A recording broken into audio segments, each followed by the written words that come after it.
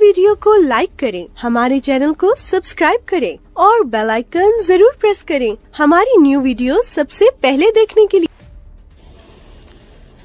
दक्षिणेश्वर श्री श्री पंचमुखी हनुमान मंदिर सप्तम वार्षिक उत्सव हनुमान जयंती अनुष्ठित पवित्र महाविषुव संक्रांति हनुमान जयंती अवसर में बालेश्वर रेमुणा ब्लॉक अनुष्ठित कंजियारे अवस्थित फकीरमोहन नगर ठारे दक्षिणेश्वर श्री श्री पंचमुखी हनुमान मंदिर में सप्तम वार्षिक उत्सव महासमारोह पालित हो जाइछि। प्रारंभ में 108 कलश यात्रा पूजा और यज्ञ कार्य अनुष्ठित होता बेले शताधिक महिला कलश नहीं ग्राम परिभ्रमण करथिले।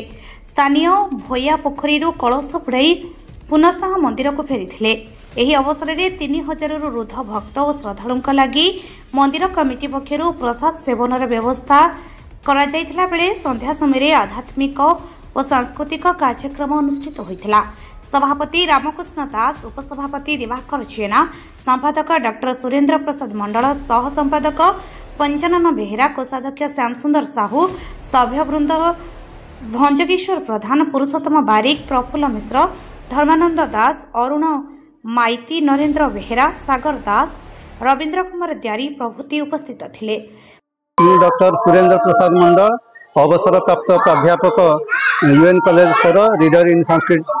वर्तमान यही पंचमुखी हनुमान मंदिर मु संपादक भाव में कार्य करुँची। यहाँ सप्तम वार्षिक उत्सव आम हनुमान जयंती एवं वार्षिक उत्सव एककालीन पालन करुँचु एवं यह सप्तम अटे एवं यह आडंबर सह पालित होउछि एवं पश्चिम फकीरमोहन नगर दक्षिणांचल यह अवस्थित। तेणु लोक मानकर सहयोग बहु आडंबर सहित पालित होउछि। एक्स सुभद्रा मेदर पंचानन बेहेरा, मु गांधीनगर घर कर रही आम 3000 लोकंर खाना आरेंजमेंट करिछु। वार्षिक उत्सव आमर मौक बधिर अंधर अंध आसिक गीत गाइबे। तापर आमर कोनी कोनी छुआ माने जो मानकर लोकल छुआ ओडिसी डांस और लोकल डांस बा गीत गाइबे। देखो मो तो एका उद्यम सब किसी सफल हुए नी।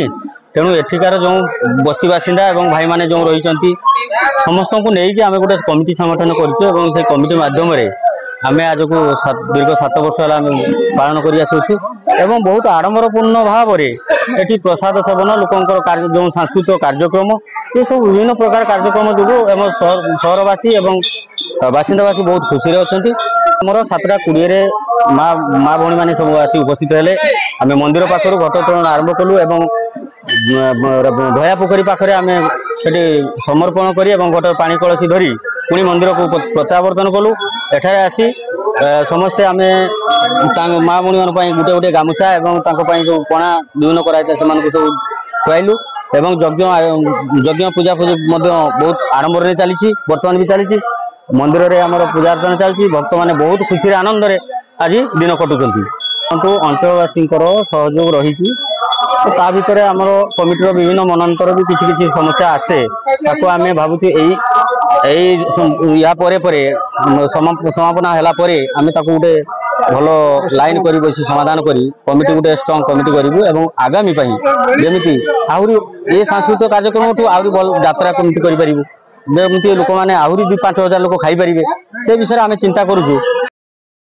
बालेश्वरରୁ त्रिलोचन महांती रिपोर्ट, उत्कल समाचार 24/7।